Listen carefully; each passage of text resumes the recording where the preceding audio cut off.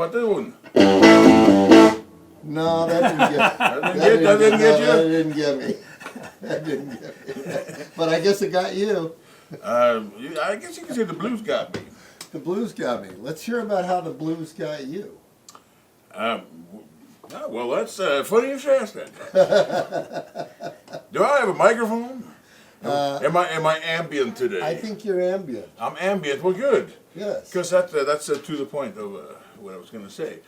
Oh well, I tell you, the first time I ever heard the blues, it was it was at home. Actually, it was my grandma's house.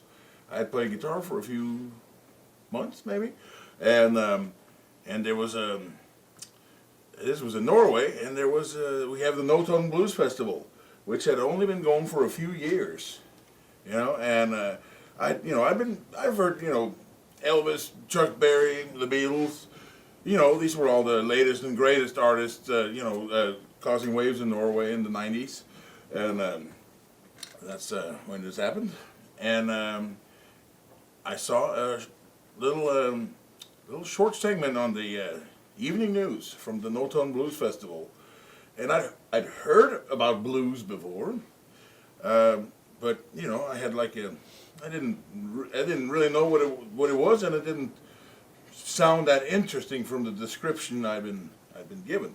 But I turned it on, and it was just about 10 seconds maybe of Robert Cray and Richard Cousins on stage next to each other. And to the best of my recollection, they were playing something that was like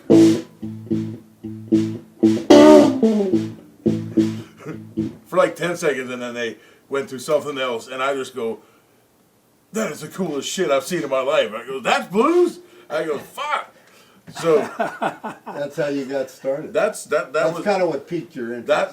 That's what piqued my interest. Yeah. You know, then I go, oh man, you know, that there's something I could you know, that I'm interested in, and then later on, you know, I played in a you know, a little band, and the bass player had a cassette tape of Steve Ray Vaughan, Texas Flood, the first record, you know, and of course you hear that as a young guitar player, and you know, for a undetermined amount of time, that usually will end up becoming what you want to do, for right. You know, until you you know. For some, that's you know, that's the final say. That's, you know, they hear that and then they want to. Well, I'm just curious about. I mean, you know, Wes. You know, I mean, what was your introduction to blues?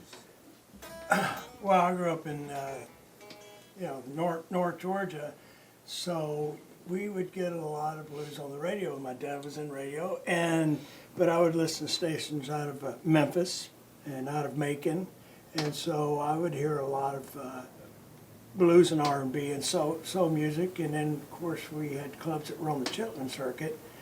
And I would go hear people. And my dad's radio station would have blues bands in there. And I don't remember a whole lot of those bands because I was a little kid. But it was just around me. So yeah. I just remember that the music I didn't care for was country music, because the live bands I saw at the fair and stuff, they were bad musicians, so that's why I didn't like them. I just thought, I put those two together and went, well, country's no good because those guys don't know how to play. Well, I was just a kid, you know, a kid's impression. Yeah. But, you know, I remember when I met Kid in Norway, you were playing at the Muddy Waters Club. That's right. In the house band, and I was with Anson and Sam, and you were very young then. You were what, 17? Wait a minute, weren't you there with the iPad, Mike Morgan? Yeah, but I was. And then with. But I was there with Anson and Sam. That was like 2000. I did. Yeah, I saw it in what, 99. 98, 99. Yeah. And you were real young, and I remember telling Anson, I said, man, that guitar player, he's like a sponge. You made an impression. Besides being 6'6", you made an impression. But I just went, yeah, he's something. And see, I mean, this is something I kind of wanted to get into with you guys. I mean, here we're talking about a guy from Georgia and a guy from Norway. And it's like, I mean, you're talking about people that are worlds apart, and at the same time, there's something in most musicians that make a living at this there's a certain drive and a certain thing that makes us do what it is we're doing for a living. Because this is not, as we know, this is not an easy I way hate to getting make a up living. early. Well, yeah, I know that was a big motivator for me too. That was a big motivator for me. But I mean, the fact that, you know, those of us that are still making our living playing music, I think there's such an intense drive in doing what it is we do. You know, because we go through all kinds of stuff, being on the road and financial insecurity. I mean, you know, somebody like you, you've done so many big gigs, and at the same time, we're all kind of in the same boat. And I mean, you know, same with you. You know, I mean, you guys can hang out with rock stars and play with rock stars, but it's like there's still a thing of that the music we chose is not an easy path. But we keep doing it. Yeah. That is true. I mean, I think one thing that actually struck me back to how we first heard of blues that we had in common, because obviously we didn't have a, you know, we couldn't get any of this stuff on the radio or anything like that. This, Yeah, it's completely this is before uncommercial. this is before the internet and everything Right. too. But you know, for me and you both, I mean, you know, you said you didn't like country music, and I didn't like most music that I heard around me. You know, I didn't really like, you know, I didn't realize I was that interested in music until I discovered some music that I loved. But for you know, for both of us, it was when I discovered the blues. You know, my reaction was to like, this is another world. Yeah. This is like a window into an alternate reality that has, Yeah. you know, that has very little in common with, you know, my reality, which, you know, wasn't a bad reality. It was just, in my case, kind of, you know, Right. you know, been there, done that. You know, I've always just, you know, I had it. Maybe it's the, you know, maybe it's the old Viking wanderlust, adventurousness in me. But I always want to, you know, go, you know, check out something new, you know, or something new to me. And you know, blues is some of the music that, you know, especially, you know, a couple of years later when I got into, you know, Muddy Waters and Howling Wolf, and I started listening to old records by them guys, you know, records from Chess and Son, and it just sounded like a different world. Yeah, You know, totally. and I would Yeah. turn it, I would, you know, put on the records, and it would take me places. It would transport me to, like, you know, an imaginary world where I thought it looked like where those guys were, you know. Whereas somebody like Wes, he grew up right where it was. This, You know, he grew up right in the cradle of blues, Yeah. which is the Deep South. Right. You know, and there was, you know, what ultimately drew me to the blues was I was into music that made me move, groove. That's where the R&B started, but also going to the station, my dad would record all these big bands that would come through and do a train stop and do a show to promote their show coming up in Chattanooga or Atlanta. And also going and hanging out with these guys and listening to their jargon. I just thought that was the coolest thing, being a kid, you know, and lighting these guys cigars and getting them beers and they're playing pool. And I just thought, this is what I want to do. But, you know, it was the swing music that drove me to the blues. And then later on, as years went by, I was drawn to country once I realized, well, I was wrong what I was thinking as a kid. And there's incredible players, you know, especially when I moved to Nashville for 9 years. I heard how intense those players were. It's just, you know, in different musics, the different level of musicianship changes in what kind of styles you're playing. And it can be, in blues, the simplistic stuff to me is the hardest. And the same way in country, the simpler it is, the harder it is, and this makes it the most real. That's the way I feel. The other aspect to me is just the whole thing of, like, I mean, you know, you working with Sam Myers and some of the different people you've gotten to work with. I mean, the black artists that were older that basically you got an insight into their world. And same with you. I mean, you know, that it's like to get that is kind of the education. Yeah, That's I like would- kind of fit. I look at that as like being your masters in blues. Right. If you didn't work with a lot of these old guys, you know, the African American originators, you don't really quite understand what the real genesis of it is. No, I was really, consider myself very fortunate. lucky that I was able to catch at least the tail end of some some of the people from that generation. Right. Because somebody who's just starting to play right now, they're going to grow up in a world where you and Rick are the old guys. And, right. And we don't want to be. We don't want to be the old guys. and I got to later on as because. I mean, you were asking about the drive and everything, where it comes from. I don't really know exactly where it comes from. I just know that when I get it, that's, when I find a passion for something, that's just all I want to do. Right. And just so happened that, I was able to kind of finagle a way to make a living out of it, Right. Down the road. And, by the time I was 19, I got a gig playing in the house band at Muddy Waters in Oslo, and I got to meet some of the, some of the old guys. I Right. got to, the first gig I did there was with Nappy Brown. Right. And it was That's an education. I know. It was his 70th birthday, which we thought was like impressively old at the time. Yeah. Jimmy Dawkins, Right. 2 weeks later. Wow. Homesick James. That was, Wow. Yeah. and the thing, it was so great because, of course I'm young and I know a whole hell of a lot, more than some of the old guys in the band playing with me Right. about this music, but I don't know as much as I think I know. and that's, that's what I remember, that's, actually kind of my fondest memories from, because these days you can't tell anybody they suck. Everybody, you're just gonna, there's no bad reviews in the fucking Right. magazines anymore. That's Everybody's right. just fucking great. Yeah. Everybody's great. Yeah. So I don't know how this would go over now, but the most valuable shit, the shit I remember is when those guys would give me shit, The old guys. The old guys, Yeah, especially when I would come in going, fucking, I'll show you, Right. I'll show you all the shit I know, Yeah, it's kind of like Keith Richards in the Chuck Berry movie. Oh yeah, that's a good example. That's one Yeah. movie. Yeah. When I first watched it, I was Yeah. like 15. Yeah. And I was going, why? What's going on? Why is Chuck Berry being such a difficult asshole to, all these really fucking, the big stars are being going out of their way to do something nice for him and helping him out. And, Yeah. why is he such a dick?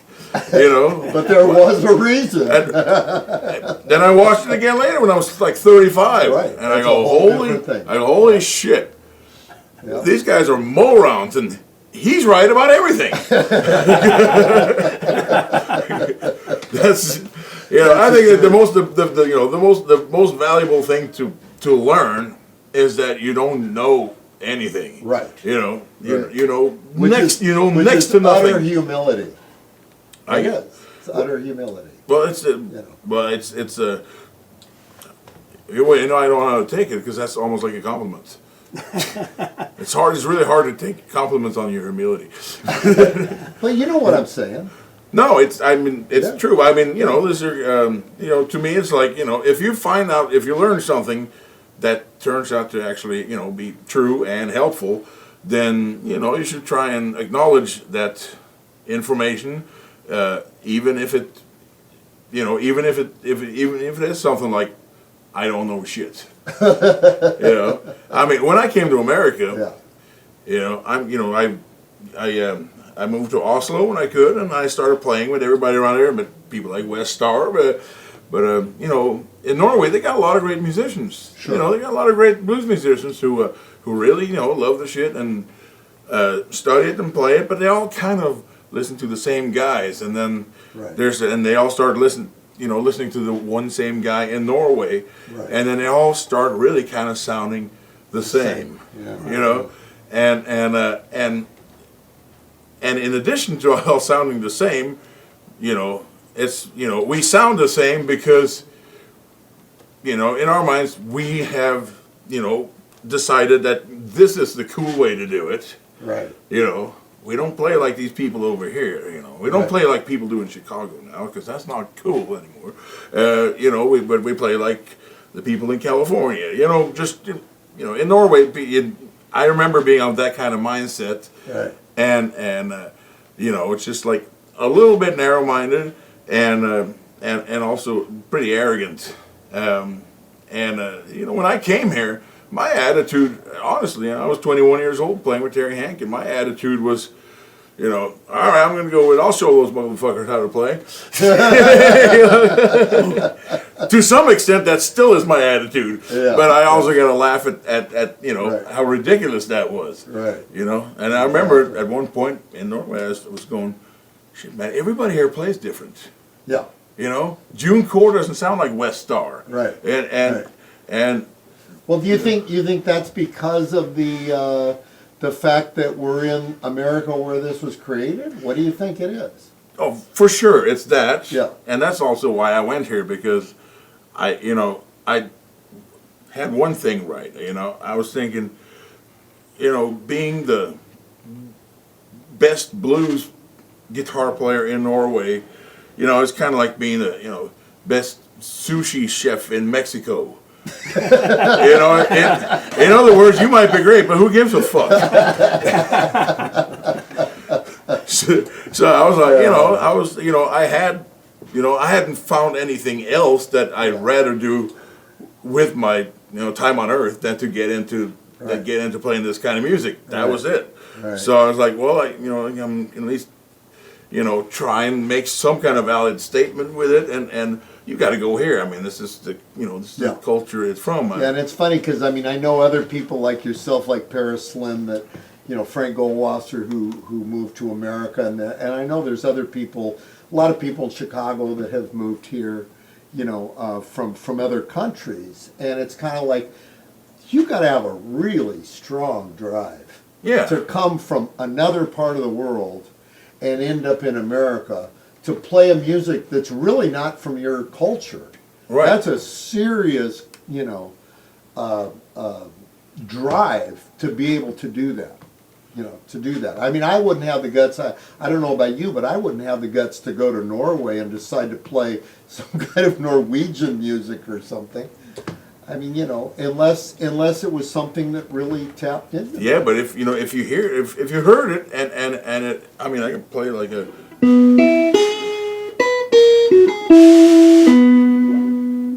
What do you think? You want to move there, or are you good here, or you want to move to Norway? I think I'm going to stick here. That's the only one I know. You're going to have to increase your repertoire to convince me. You know, like you were saying, what is it that drives us? You know, it's you know, I think we're all kind of similar in that we get kind of a one track mind. That's, you know, that's all that was important to me at that time. Yeah. You know, was just, you know, that music and that's, I didn't really, you know, if you get to actually, you know, be part of that and doing that, then I mean you can tolerate a lot of bullshit. Yeah. On the way to getting there. Right. Right. You know, and after a while you get used to it. You know, that's and just for me, I mean, it's a thrill for me to you know, to get to you know, meet my idols, and you know, which is, let's face it, in blues it's a little more attainable than, let's say, you know, idol was Cardi B. I mean, you know, it might be a while before you get a Tuesday night jam with her. But it's you know, I was thinking about, you know, like you, I first heard you with Junior Watson when I was 13, 14 years old. Right. That blew my mind. I would actually dare to say it changed my life. Yeah. Because it was some of the, you know, most of the stuff I really got a kick out of was old stuff. Right. But it was, you know, you guys, current guys, playing blues in a way that I just totally dug, you know, and I go, well, you know, maybe that's where I should go, to be a part of that. Yeah. Yeah.